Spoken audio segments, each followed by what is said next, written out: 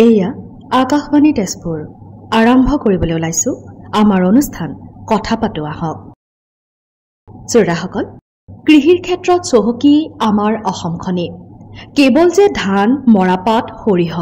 আদিৰ উৎপাদনৰ ক্ষেত্ৰতহে অসম আগবঢ়া তেনে নহয়। উদ্যান শস্য যেনে শাক-পাচলি, ফল-মূল, ফুল আদিৰ উৎপাদনৰ ক্ষেত্ৰতো আগবাঢ়ি গৈছে অসম। কেৱল ৰাজ্যৰ ভিতৰতে নহয়, বহিৰাজ্যলৈ বিদেশলৈ ৰপ্তানি কৰা হৈছে অসমত উৎপাদিত এনেবোৰ শস্য। জলবায়ুৰ পৰিৱৰ্তনৰ লগে লগে খেতিৰ পদ্ধতিও সলনি হৈছে আৰু চাহিদা পূৰণৰ বাবে আবতৰীয়া উদ্যান শস্যৰ উৎপাদনৰ ক্ষেত্ৰতো গুৰুত্ব আৰোপ কৰা হৈছে। সেয়েহে আজি প্ৰাসংগিক এই বিষয় সন্দৰ্ভত আলোচনা কৰাৰ বাবে আমাৰ সৈতে আছে অসম চৰকাৰৰ উদ্যান শস্য আৰু খাদ্য সংসাধন বিভাগৰ সঞ্চালক নৃপেন চন্দ্ৰ দাস ডাঙৰীয়া। প্ৰথমে আপোনাক স্বাগতম জনাইছো আমাৰ আজিৰ এই অনুষ্ঠানৰ মাজলৈ। এই অনুষ্ঠানৰ যোগেদি মই আটাইকে নমস্কাৰ জনাইছো। গতিকে আমি উদ্যান শস্য ক্ষেত্ৰখনত কি সম্ভাৱনীয়তা আছে সেই বিষয়ে আমি খৰচী আলোচনা কৰিম আজিৰ এই অনুষ্ঠানত। হয়, আমি এক আভাস দিছো আমাৰ শ্ৰোতাসকলক যে আজি আমাৰ বিষয় হৈছে আলোচনাৰ আবতৰীয়া উদ্যান শস্যৰ খেতি আৰু ইয়াৰ প্ৰয়োজনীয়তা। প্ৰথমে আপোনাৰ পৰা জানিব বিচাৰিছো যে আবতৰীয়া উদ্যান শস্যৰ খেতি বুলি ক'লেনো কি বুজায়? আমি আচলতে জানো যে আমি প্ৰত্যেকটো শস্যৰ কিছুমান বতৰ আছে, যে আমি বতৰ অনুযায়ী কৃষি কাৰ্য কৰোঁ। বিশেষ শস্যবিলাকক আমাৰ নিৰ্দিষ্ট বৰষুণ লাগে, টেম্পাৰেচাৰ লাগে, তেনেকুৱা প্ৰতিটো বছৰৰ এটা বিশেষ সময়তহে বিশেষ ধৰণৰ শাক পাচলি হওক বা শস্যৰ খেতি কৰোঁ। এতিয়া আবতৰীয়া খেতি বুলি ক'লে আমি বুজো যে যিটো সাধাৰণতে আমি খেতি কৰোঁ সেই সময়ত নকৰি যদি আমি শস্যকালটো বা শস্য কৰা সময়টো আমি পৰিৱৰ্তন ঘটাই বেলেগ সময়ত কৰোঁ, সেইটোকে আমি আবতৰীয়া খেতি বুলি কওঁ। আবতৰীয়া খেতি কৰিবলৈ গ'লে আমি যিটো সাধাৰণতে যিটো ধৰণত সাধাৰণভাৱে কৰোঁ সেই ধৰণে কৰিলে নহ'ব। তাৰ কিছুমান আমি বিশেষ ধৰণৰ কৌশল অৱলম্বন কৰিব লাগে। হয়, যিহেতু আপুনি কৈছে যে আবতৰীয়া খেতিটো আচলতেনো কি, এতিয়া প্ৰশ্ন আহি পৰে যে জলবায়ুৰ পৰিৱৰ্তনৰ কাৰণে এই খেতি কৰাটো অতিকৈ প্ৰয়োজনীয় হৈ পৰিছে আজিৰ সময়ত, নে আনুষংগিক আৰু অধিক প্ৰয়োজনীয়তাৰ বেলেগ বিষয়ো আছে? জলবায়ু পৰিৱৰ্তনটো এটা কথা যদিও আমি কৃষি কাৰ্য কিয় কৰোঁ, আচলতে কৃষি কাৰ্য কৰোঁ আমি আৰ্থিকভাৱে লাভৱান হ'বলৈ। আমি যদি সাধাৰণ সময়ত যিটো নৰ্মেল সময়, খেতিৰ যিটো সময়, সেই সময়ত যদি আমি খেতিটো কৰোঁ, সেই খেতিবিলাক পথাৰত উভৈনদী হয়, বজাৰত উভৈনদী হয়। আমি যিটো আমাৰ খেতি কৰাৰ কিছুমান সময়ত যিটো খৰচ, সেই খৰচটোকে আমি বিক্ৰী কৰি নাপাওঁ। খোৱা লোৱা কথাটোত বাহিৰে যদি আমি কৃষিক এটা ব্যৱসায়িক ভিত্তিত লওঁ, তেতিয়াহ'লে বহু শস্যৰ ক্ষেত্ৰত দেখো যে আমাৰ খেতি কৰোঁতে যিখিনি খৰচ হয় সেই সময়ত কিন্তু আমি সেই খৰচখিনিয়ে বিক্ৰী কৰি তাৰ মূল্যটো নেপাওঁ। সেইকাৰণে আমি কিছুমান শস্যৰ ক্ষেত্ৰত যদি তাৰ যিটো সাধাৰণ কৃষি সময় সেইটো যদি পৰিৱৰ্তন ঘটাই বেলেগ সময়ত কৰোঁ, যিটো সময়ত সেই বিশেষ শস্যবিধ বজাৰত উভৈনদী নাথাকে, তেতিয়াহ'লে আমি কি কৰিব পাৰোঁ যে উচিত বজাৰ মূল্য পাব আৰু আমাৰ ৰাইজেও বা আমাৰ যিবিলাক ক্ৰেতা আছে তেওঁলোকে বহিৰাজ্যৰ পৰা আহিলে যিটো দৰত বজাৰত কিনিব লাগে, স্থানীয়ভাৱে যদি আমি উৎপাদন কৰোঁ অৱতৰত, সেই শস্যবিলাক বা সেই উৎপাদিত সামগ্ৰীবিলাক কিছু পৰিমাণে হ'লেও আমাৰ কম দামত ক্ৰয় কৰিব পৰা যায়। ছাৰ, যিহেতু শস্যৰ কথা আমি কৈ আছো, অফ চিজন বা আবতৰীয়াকৈ আমি কোনবোৰ খেতি আচলতে অসমৰ জলবায়ুত কৰিব পাৰোঁ? অৱতৰত কৰিবলৈ চব খেতিয়ে কৰিবলৈ অসুবিধা। আমি এতিয়া মই কেইটামান শস্যৰ বিশেষকৈ উদাহৰণ দিওঁ যে যদি আমি এতিয়া নৰ্মেল সময়ত যিটো আমি বিলাহী কৰোঁ, যদি বিলাহী কৰোঁ আমি কৃষক ৰাইজৰ পৰা গম পাওঁ যে কেতিয়াবা বিলাহীৰ যিটো খেতি কৰা খৰচ, সেই খৰচটোকে তেওঁলোকে নাপায়, কাৰণ বিলাহীৰ কেজি তেতিয়া 5 টকা 10 টকা পৰ্যন্ত হয়। যদি সেই বিলাহী আমি যদি জুলাই আগষ্ট মাহত বজাৰত এৰি দিব পাৰোঁ, সেই একে বিলাহীৰ দামে তেতিয়া আমাৰ 70-80 টকা হয়। গতিকে আমি তেনেকুৱা যদি কিছুমান আমি কাৰিকৰী কৌশল লগাই সেই খেতিবিলাকৰ কৃষিকালটো আমি পৰিৱৰ্তন ঘটাই অফ ছিজনত কৰিব পাৰোঁ, অৱতৰত কৰিব পাৰোঁ, তেতিয়াহ'লে কি হয় আমাৰ কৃষকসকলে আশানুৰূপ ফল পাব পাৰে আৰু তাৰ পৰা আৰ্থিকভাৱে লাভৱান হ'ব পাৰে। ঠিক তেনেকৈ আমি কিছুমান শস্য যেনে আমাৰ সাধাৰণ কথা যদি আমি শাকজাতীয় যেনে শাকজাতীয় আমি বজাৰত এই সময়ত আজিও ধনিয়া এমুঠিৰ দাম 20 টকা 15 টকা, পালেং শাক 1 কেজিত বজাৰত আজি 120 টকা 30 টকা। সাধাৰণভাৱে কিছুমান আমি যদি কৌশল অৱলম্বন কৰি সেই ধনিয়া বা পালেং শাক নতুবা আন শাকজাতীয় শস্যও কৰোঁ, তেতিয়াহ'লেও আমি বহুতখিনি আৰ্থিকভাৱে খেতিয়কসকলে লাভৱান হ'ব পাৰে। ইয়াৰ কাৰণে আমাৰ বিশেষ কিছুমান আঁচনিও আছে চৰকাৰৰ, সেইবিলাক আমি যদি চৰকাৰী আমাৰ কাৰ্যালয়বিলাকত গৈ খবৰ লওঁ তেতিয়াহ'লে তেওঁলোকে এই বিষয়ত যথেষ্ট দিয়া পৰামৰ্শ আমাৰ পৰা পাব পাৰে। হয় স্যাৰ, চৰকাৰী আঁচনিসমূহৰ বিষয়ে আমি আলোচনা কৰিম, কিন্তু তাৰ পূৰ্বে আপোনাৰ পৰা জানিব বিচাৰোঁ এই যে আপুনি কৈছে যে আমি কৰিব পাৰোঁ, বিলাহীকে আপুনি উদাহৰণস্বৰূপে আগবঢ়াইছে, ঠিক তেনেধৰণে কৃষি পদ্ধতি কিছু বেলেগ হ'ব নিশ্চয়, কেনেধৰণৰ কৃষি পদ্ধতি হ'ব? ইয়াৰ কাৰণে আমাৰ কৃষি পদ্ধতিটো অলপ বেলেগ হ'ব, যিহেতু মই বিলাহীটোকে কৈছোঁ যে বিলাহীটো আমি ঠাণ্ডা কালত কৰোঁ। ঠাণ্ডাত তেতিয়া পথাৰত আমাৰ কি হয় টেম্পাৰেচাৰটো আমাৰ কমি যায়, বৰষুণ নাথাকে, যে বিলাহী বেছি বৰষুণ হ'লে আমাৰ খেতি কৰিবলৈ অসুবিধা। সেইকাৰণে আমি প্লাষ্টিক গৃহ কিছুমান আমি নিৰ্মাণ কৰিব পাৰোঁ। তাত বিশেষভাৱে তৈয়াৰী আমাৰ পলিথিন এখন 200 মাইক্ৰন ডাঠৰ পলিথিন এখনৰ আচ্ছাদন দিয়া হয়, আমাৰ চালি দিয়া হয়। চালি দি সেইখন আমি বাঁহেৰে নিৰ্মিত ঘৰেৰেও কৰিব পাৰোঁ আৰু লোৰে নিৰ্মিত ঘৰেৰেও কৰিব পাৰোঁ। যদি কম খৰচী আমি বাঁহেৰে নিৰ্মিত প্লাষ্টিক গৃহত কৰোঁ তেতিয়াহ'লে এটা 100 স্কুৱেৰ মিটাৰ কালিৰ প্লাষ্টিক গৃহ এটাত মানে বৰ বেছি 48,000 টকা খৰচ হয়। 48,000 টকাৰ প্ৰায় 25,000 টকা মানৰ যিখন প্লাষ্টিকৰ আচ্ছাদন লাগে সেইখনৰ দামেই 25,000 টকা মান, আৰু সেইখন আমি আজি কিছু বছৰ ধৰি আমাৰ কৃষক ৰাইজক বিনামূলীয়াকৈ দি আছোঁ। আৰু আমি যোৱা বছৰত 9খন জিলাত ডিব্ৰুগড়, শিৱসাগৰ, শোণিতপুৰ, যোৰহাট, গোলাঘাট, কামৰূপ এইকেইখনত আমি পৰীক্ষামূলকভাৱে আমি এইবিলাক খেতি কৃষক ৰাইজৰ দ্বাৰা কৰাই আছোঁ আৰু যথেষ্ট লাভৱান হৈছে। আৰু উদাহৰণস্বৰূপে মই আমাৰ গুৱাহাটী মহানগৰৰ ওচৰতে লাগি থকা ধাৰাপুৰত আমাৰ দেখিছোঁ যে বেলেগ খেতিলৈ যোৱা নাই, বহুত কেইজন কৃষকে এই কম খৰচী প্লাষ্টিক গৃহত সিহঁতে 4-5 বাৰমান পালেং খেতি কৰি চপালে, আৰু প্ৰতি কেজি পালেঙত তেওঁলোকে মানে পাইকাৰী মূল্যত 112ৰ পৰা 120 টকালৈ বিক্ৰী কৰি যথেষ্ট লাভৱান হৈছে। তাৰপিছত তেওঁলোকে ধনিয়া কৰিছে, পালেংটো বাৰে বাৰে তেওঁলোকৰ 2 মাহমানৰ ভিতৰতে পালেংটো এবাৰৰ পালেংটো বিক্ৰী কৰা হৈ যায়। তাৰপিছত তেওঁলোকে এতিয়ালৈকে 3 বাৰমান সিঁচিলে যথেষ্ট লাভৱান হৈছে তেওঁলোকে। গতিকে এই বিলাহী, পালেং আৰু ধনিয়া এইবিলাক মানে বেলেগ শস্যৰ কথা মই নগ'লোঁ, তিয়ঁহো কৰিব পাৰি। এতিয়া চাওক আমাৰ তিয়ঁহটো হয় গৰমকালি, কিন্তু ঠাণ্ডাকালি আমাৰ তিয়ঁহৰ দাম বজাৰত বাঢ়ি যায়। যদি প্লাষ্টিক গৃহৰ ভিতৰত কৰোঁ তেতিয়াহ'লে কি হয়, ঠাণ্ডাটো আমি কিছু পৰিমাণে প্লাষ্টিক গৃহত তাৰ টেম্পাৰেচাৰটো বঢ়াই ল'ব পাৰোঁ। বঢ়ালে তেতিয়া ঠাণ্ডাৰ দিনতো আমি সুন্দৰকৈ তিয়ঁহৰ খেতি কৰিব পাৰোঁ। আৰু আমি ইতিমধ্যে কৃষক ৰাইজৰ পথাৰত কৰি দেখুৱাইছোঁ। আমি নিজৰ যিবিলাক বিভাগীয় কেইখনমান আমাৰ ফাৰ্ম আছে সেইবিলাকত আমি নিজেও কৰি আছোঁ, আৰু ঠিক তেনেকৈ আমি কৃষক ৰাইজৰ পথাৰতো আমাৰ সংখ্যাত বেছি নহ'লেও বহুকেইজনে কৰি কিন্তু লাভৱান হৈছে। আৰু উল্লেখনীয় যে আপোনালোকে জানি সুখী হ'ব, আপোনালোকে জানে যে অসম চৰকাৰে ৰাহুল গুপ্তা তিনিচুকীয়া তেওঁ অসম গৌৰৱ হিচাপে তেওঁক স্বীকৃতি দিছে। অকল তেওঁ আবতৰীয়া খেতি কৰিয়ে প্লাষ্টিক গৃহত আবতৰীয়া খেতি কৰিছিল, আৰু তেওঁ এজন এতিয়া আদৰ্শৱান কৃষক।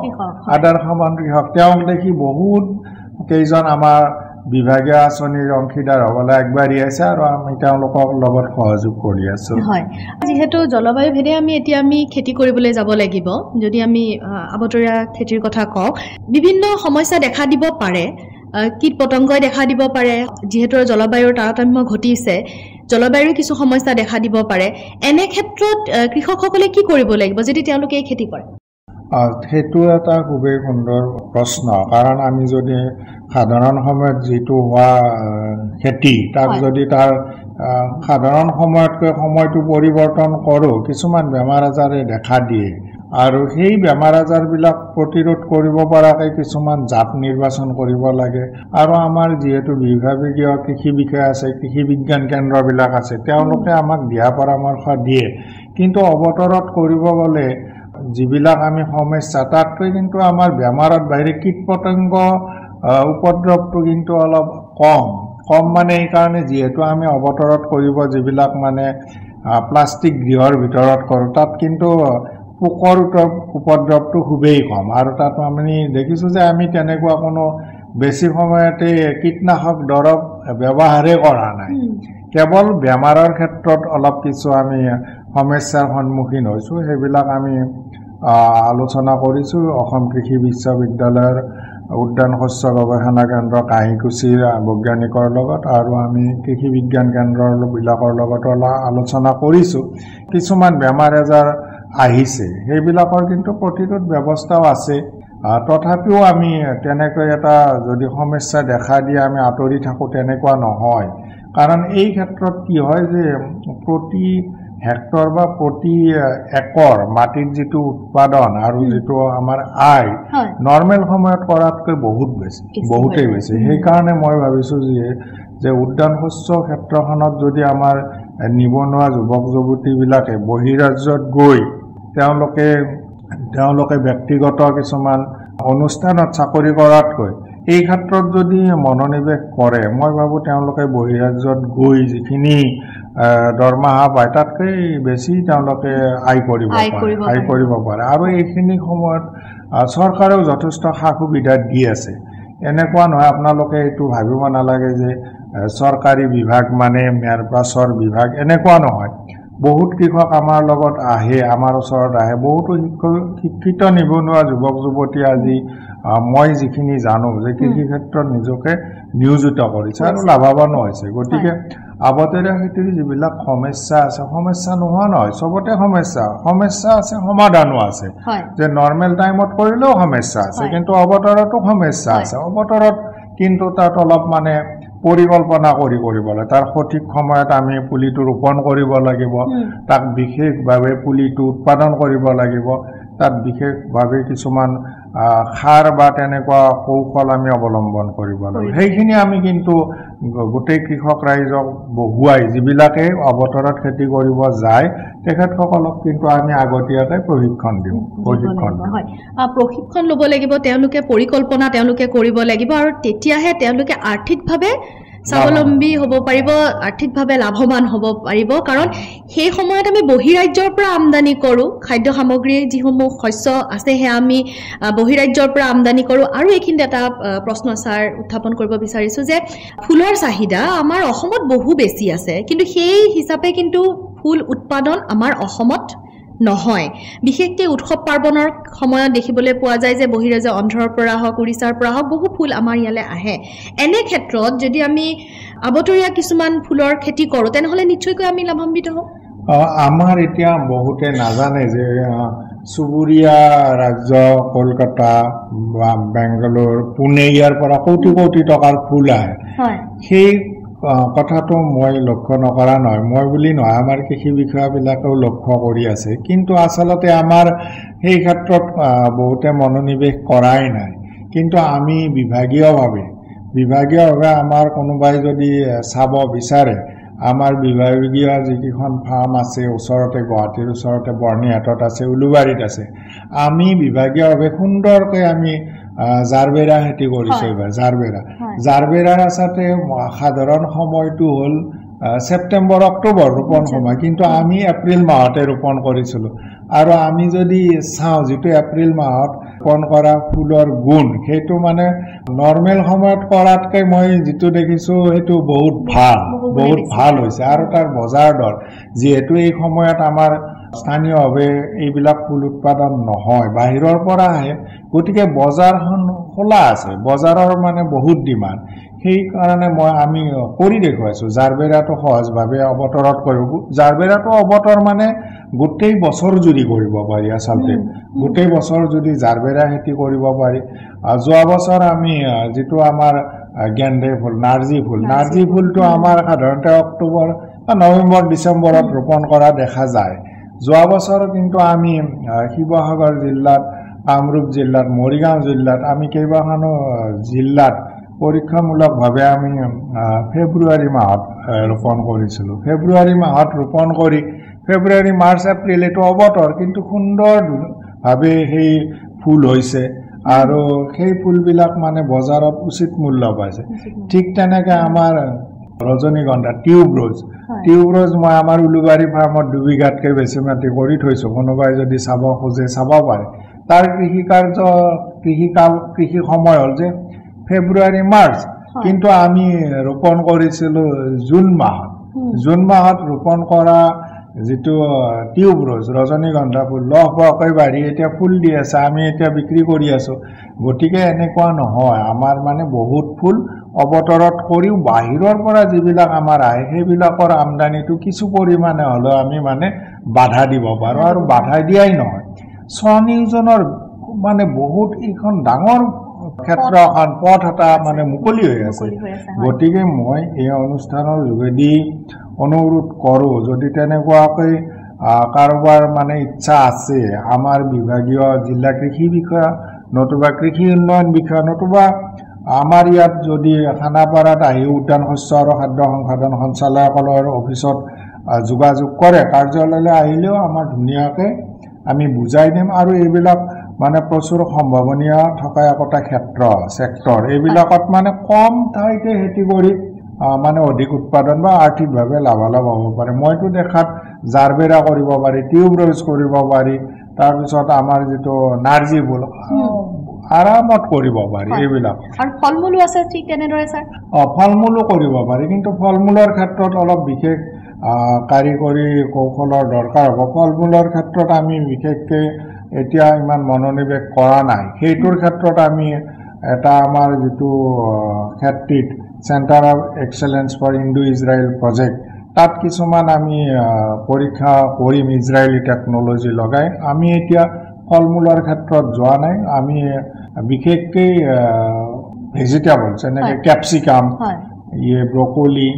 ব্ৰকলিও কৰিব পাৰি কেপচিকাম টমেটো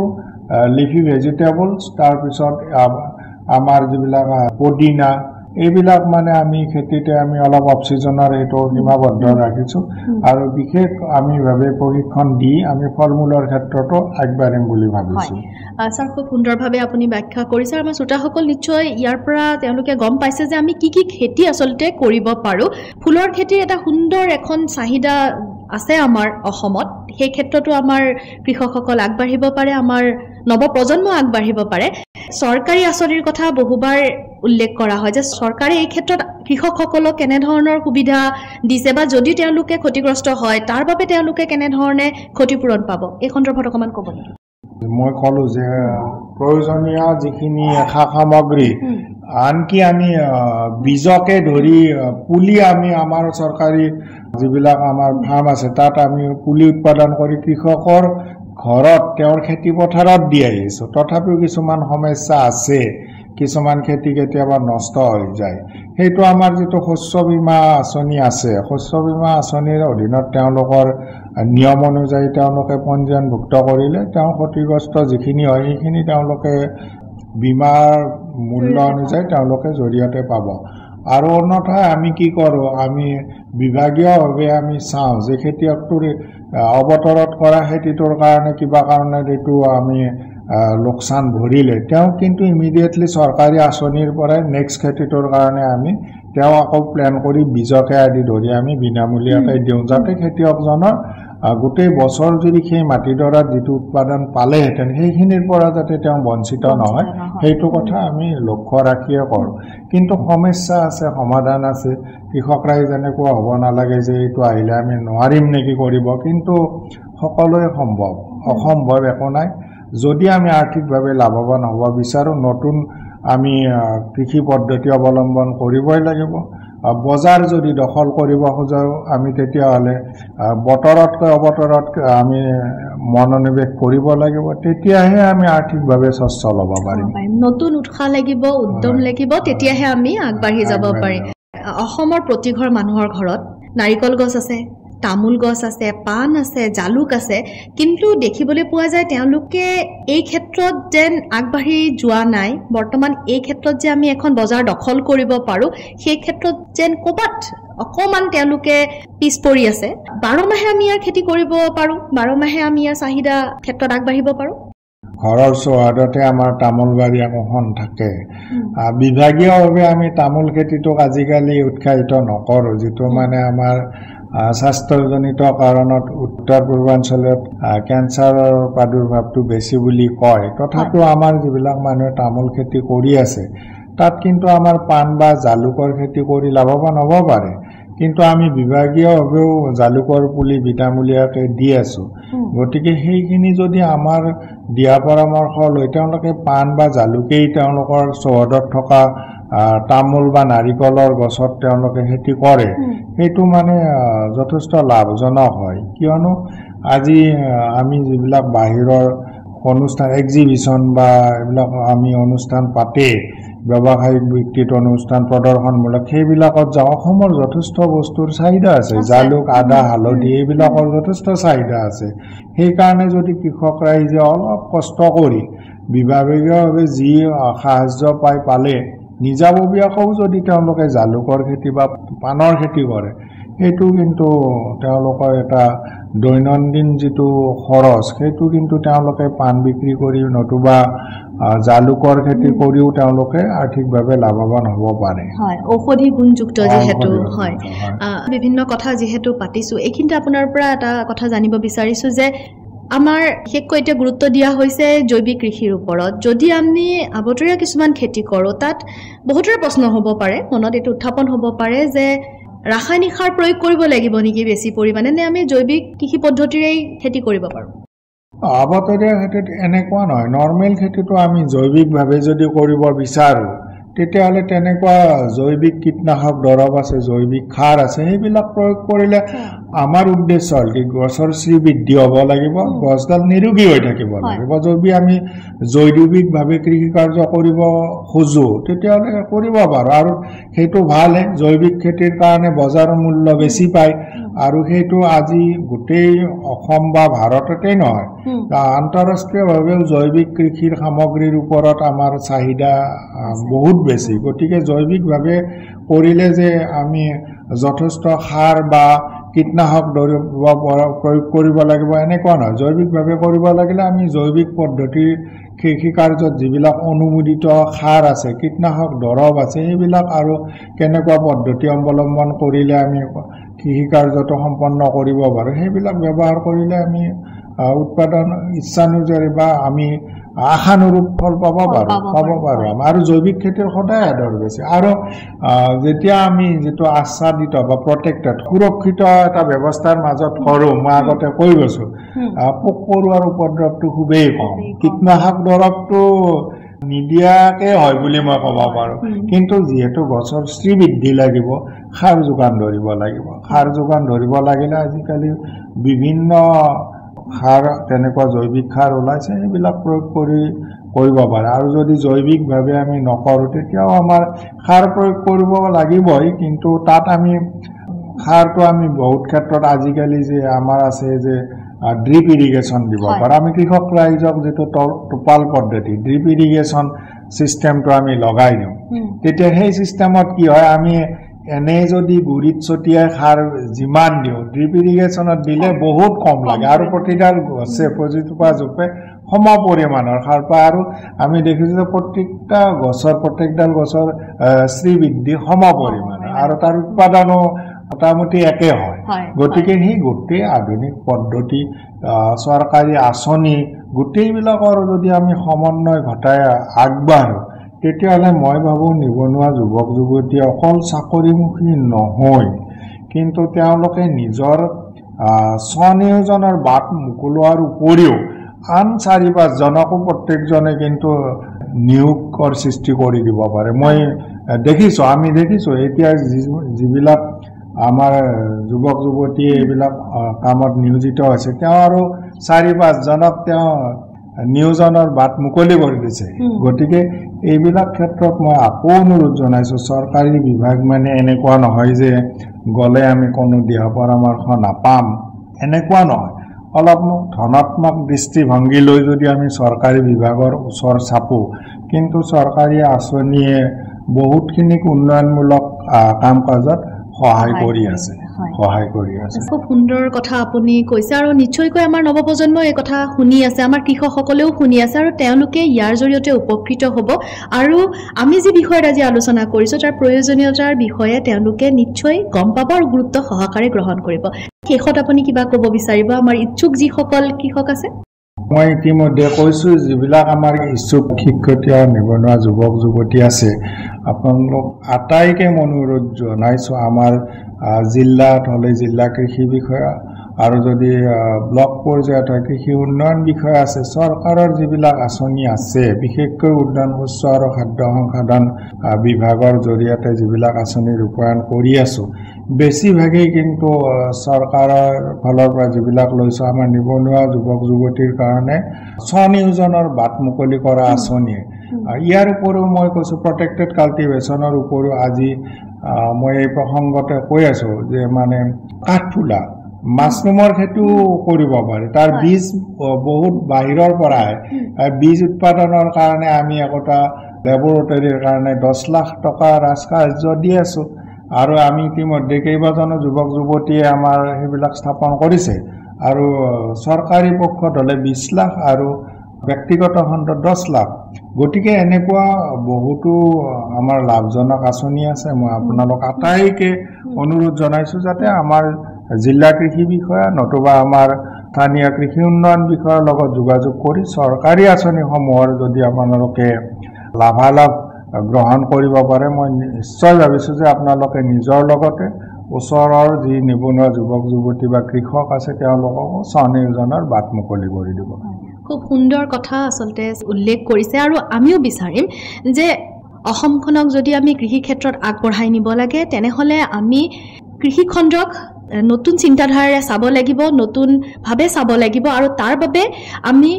অফ ছিজনতো আবতৰীয়া খেতিৰ ক্ষেত্ৰতো গুৰুত্ব দিব লাগিব। কেৱল যে এটা ছিজনতে আমি খেতি কৰিম সেয়া নহয়, কেৱল যে আমি ধানৰ বা মৰাপাটৰ খেতি কৰিম সেয়াই নহয়, উদ্যান শস্যৰ খেতি আপোনালোকে কৰিব পাৰে, ফুলৰ খেতি আপোনালোকে কৰক, আগবাঢ়ি আহক আৰু অসমখনক আগুৱাই লৈ যাওক। ধন্যবাদ জনাইছোঁ ছাৰ, আজি আপুনি খুব মূল্যৱান কথা আমাৰ শ্ৰোতাসকলক ক'লে আৰু আমি আশা কৰিছোঁ ইয়াৰ জৰিয়তে আমাৰ শ্ৰোতাসকল নিশ্চয়কৈ উপকৃত হ'ব। আপোনালোক আটাইলৈকে পুনৰ মই ধন্যবাদ জনাই আজিৰ অনুষ্ঠানটো ইমানতে আমি সামৰিছোঁ। শ্ৰোতাই ইমান পৰে কথা পাতো আহক অনুষ্ঠানটি শুনিলে। আজি এই অনুষ্ঠানত অংশগ্ৰহণ কৰিলে অসম চৰকাৰৰ উদ্যান শস্য আৰু খাদ্য সংসাধন বিভাগৰ সঞ্চালক নৃপেন চন্দ্ৰ দাস ডাঙৰীয়াই। অনুষ্ঠানটি আঁত ধৰি সম্পাদনা কৰিলে ৰূপলী বৰাই। প্ৰযোজনা অনুষ্ঠান মুৰব্বী ৰূপান্ত কুমাৰ দাসৰ।